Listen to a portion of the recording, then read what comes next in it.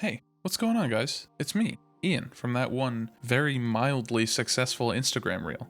Here to make a full version of that, because why not? I'm here to talk about our new song, Don't Talk to Me, which is out now on all major platforms. Links are in the description, and we'd love for you guys to go check it out.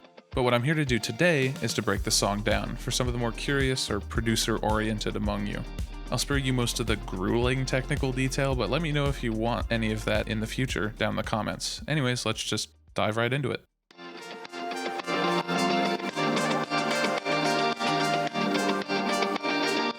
So this is the project file. You've probably already seen it on Instagram, so I'll just skip right into the synths group. We started with this guitar. Here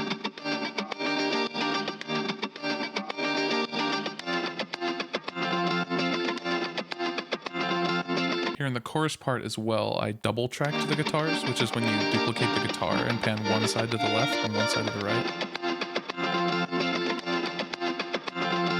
And then on top of that is just some EQ work to carve out room for the vocal while still keeping the guitar present in the song. One of the first details you'll actually notice is this granular ARP pad layered with the guitar in the intro. I used Quanta, a granular synth, to turn this little sine pluck into a full textured pad. And next to that we have this ARP stab, just a little bit of ear candy for the first verse. Next is this electric piano from Pigments, just put through some EQ, saturation, and reverb. As you can tell, I am a Pro Q3 addict, and we're not going to talk about it. After that is one of my favorite bits of the synths group, this tropical, retro-sounding delayed ARP that acts as the backbone or the main motif for the song. This is also using Pigments with just some delay, reverb, and cleaning up. Under that, we have a filter lead that plays at the end of the first chorus, acting as a transition into the verse.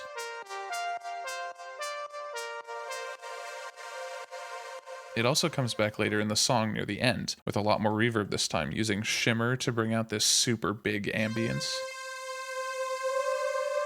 And it's layered with this filtered saw stab that creates this cool little breakdown in this section.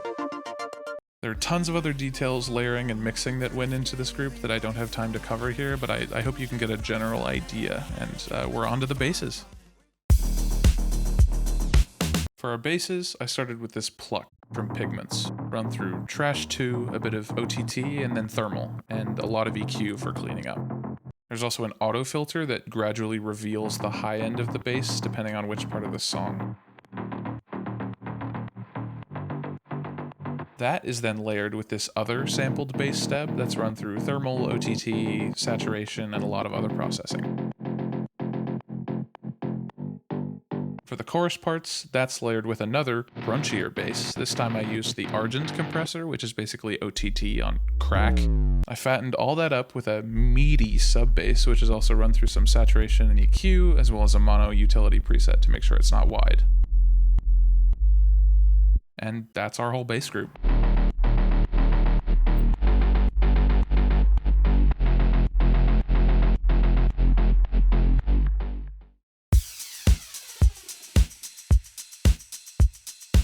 Alright, just gonna get this out of the way immediately. Yes, I do put my drums straight into the arrangement individually. So, that out of the way, let's talk about the drums of this track. This is a house type beat, so things are pretty simple in the drum group. We start with just this basic pattern, then add hi-hats, then other hi-hats, then open hats, then a shaker. For the verse section, I have a little tambourine come in. I like to inject little fills and stops and variations into my drum tracks, especially for a house track where drums can get repetitive quickly. We've got a mess of transition effects, crashes, downlifters, and such. But now I can hand it over to Jehan to talk about the vocals.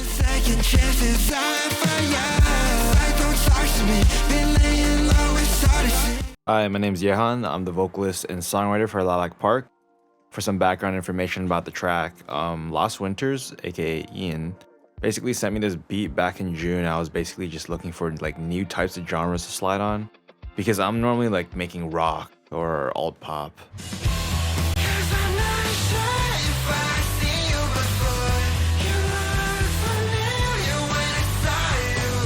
But luckily on first listen, I was like, yeah, this is something I could definitely do. So I quickly wrote up the verse and the chorus, like the first verse and the chorus in like maybe 30 minutes, sent it back. He liked it, I liked it. Everything was like, it clicked like super fast. So to explain this song lyrically, it's basically about a guy that's in this relationship that he doesn't really want to be in. The girl's like constantly getting in his face about things that seem pretty trivial, and the guy's like had enough. So this dude just decides to ghost her. So in the first verse, you can hear, Let's get it started now. 5 shots, gun think it's not enough. I'm nauseous. Well, that's way better than hearing you talk. it's basically a jab at the girl, saying that the guy would rather be drunk and nauseous than talk to her. You skipping avenues. It's past off you were made for two. I'm sorry. I'm guessing second chances are for you. Nothing too complicated. I think it's pretty self-explanatory. The guy basically cuts her off and hammers the final nail in the coffin of the relationship. Don't talk to me. Been laying low, it's hard to see. You're getting close, don't come to me. Beyond your reach through everything. I'm out of sight, don't talk to me. Been laying low, it's hard to see. You're getting close, don't come to me. Beyond your reach through everything. Chorus is pretty obvious, and what it means is like literally 4 different ways of saying that he's out of reach.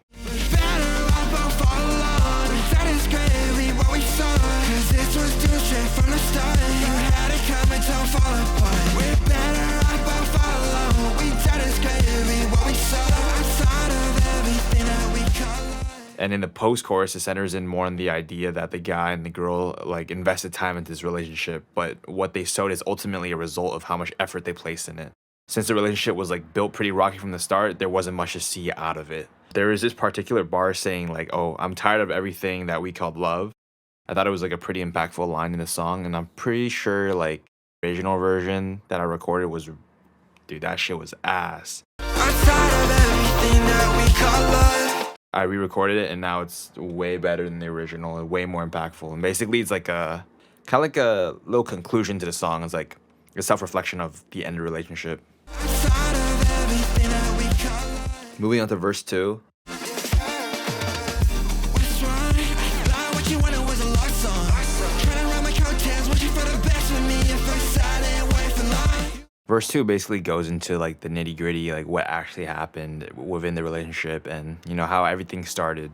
The name of dating this particular guy. This guy has like a bit of a name going for himself as a musician. So eventually this like facade went away and yeah, like the dude just had enough. You paint the mirrors and mazes, asking for favors, trying to string a line. You're finding nothing new savior once we leave each other to wall up. The guy goes into more detail about how she basically tried to manipulate him and that once they split up, he's pretty sure she's just gonna find someone else to manipulate as well in the same way. Been through so many phases, I caught you changing your faces. I saw you switching your cases. Don't think I would never notice. Drowning in alcohol and I don't need help from yours. I said the best for yourself when we both fall. And moving on to the final part of the verse, pretty much like the pre-chorus as well. The guy basically like falls to alcohol abuse, and at the end of the story, like at least he's over the girl. But yeah, that's basically the lyric breakdown for "Don't Talk to Me." And that's Don't Talk to Me. We had a great time making this track, and it really is only just the start of what we have coming for this project. On that note, we have a lot more music coming soon for you guys. Our goal is to be releasing 1 song a month for the next 6 months. We're super excited to show you everything we've been working on. Thank you so much for watching, and I hope to see you guys in the next one.